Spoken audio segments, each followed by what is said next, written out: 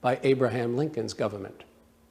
In closing, I'd like to cite a passage from the journal of Louis Moreau Gottschalk, the piano virtuoso and composer born in New Orleans, whose grandparents had lived in Saint-Domingue and whose father had invested in the slave trade in New Orleans.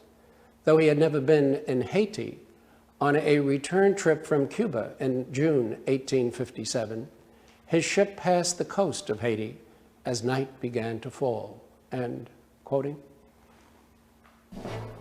"All the passengers went below. I remained alone. Leaning against the rigging, I contemplated the desolate country that opened out before me. High mountains whose angular peaks seemed as if they wished to pierce the clouds, solitary palm trees hanging sadly over the desert shore, a horizon whose lines were lost on a stormy sky. Everything, and more especially the name of Saint-Domingue, seemed to speak to my imagination by recalling to me the bloody episodes of the insurrection.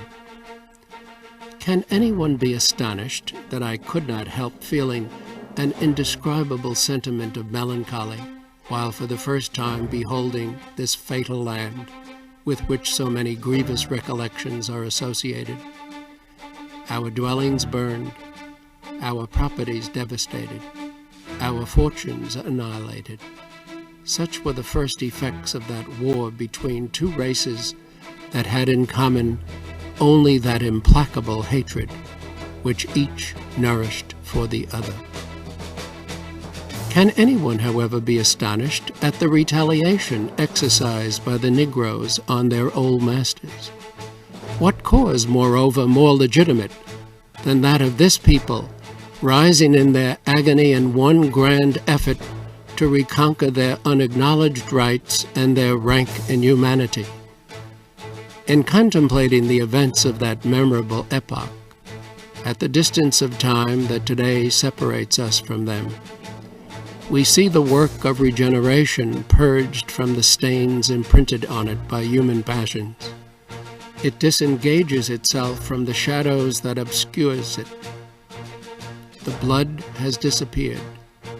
The stains are wiped out, and from the bosom of this world which crumbles away, rises, somber and imposing, the grand form of Toussaint Louverture, the enthusiastic liberator of a race that 19 centuries of Christianity had not yet been able to free from the yoke of its miseries. Every year, the United Nations sponsors the International Day